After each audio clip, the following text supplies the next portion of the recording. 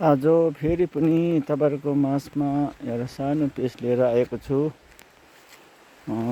जति पनि मेरो फेसबुक फ्यामिली, इन्स्टाग्राम लगायत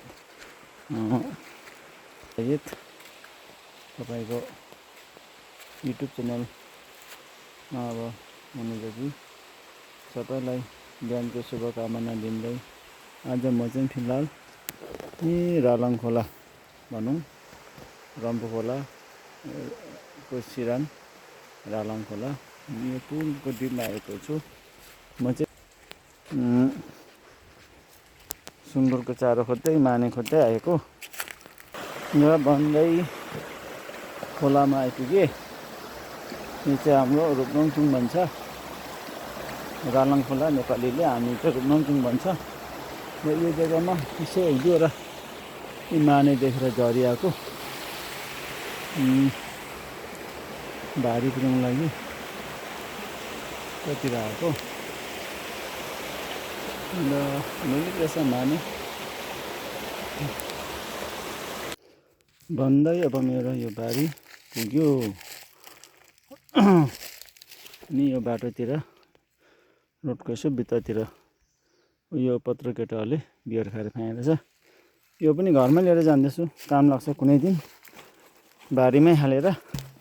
किनभने यो चाहिँ यहाँ गाईबस्तु मान्छेकै खुट्टा काट्छ, फुट्यो भने भनेर यहीँ भन्दै अब घरतर्फतिर लाग्दैछु। उकालो बाटो कति छ कति, अझै घर पुग्नु 15-20 मिनट लाग्छ, र पनि पुगिँदैन होला। हिँडिरहेको छु। मेरो साथी चाहिँ एन्थोनी छन्। अब आफै त बारी बोकिरहेको छु। हामी गाउँले यस्तै हो जिन्दगी। हिँड्दा हिँड्दा थाकिसक्यो। बारी पनि 60-70 केजीको वेट।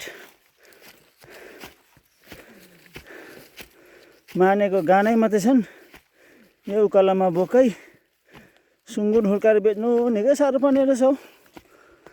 बाटो काट्नु साह्रो पर्यो। आउँदा आउँदै अर्ग्यानिक सब्जी टिप्दैछु। न्युङ्रो हाम्रो खास अर्ग्यानिक हो यो चाहिँ, न्युङ्रो। ल आफ्नो अलैँची बारी आइपुग्यो। अब धेर छैन, अब एउटा रोड भेट्छन्, त्यहाँदेखि अलिक मासतिर फेरि अर्को रोड भेट्छन्। अब 10 मिनटको बाटो पुग्नु आँट्यो घर भन्दै बल्ल रोड आइपुग्यो, हाम्रो रोड। यताउता गयो भने रोडै थाङ, यता पछाडि फर्केर हेऱ्यो भने माथि पाक्योङ पुग्छ भन्दै हाम्रो गुरेनकै रोड आइपुग्यो। अब चाहिँ पुग्नु आँट्यो। आजको बिहान चाहिँ सुँगुर चारो खोजेर यो उकालो बाटो हिँड्नेमै बिहान गयो।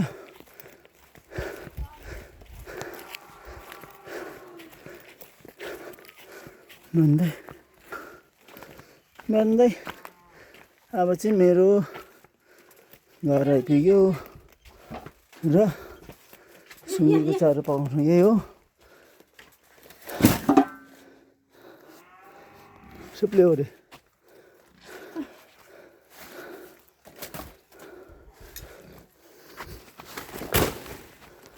भन्दै बल्ल आइपुग्यो घर। गाना बोकैले उकालोमा दम बरुन्जेल बनाए।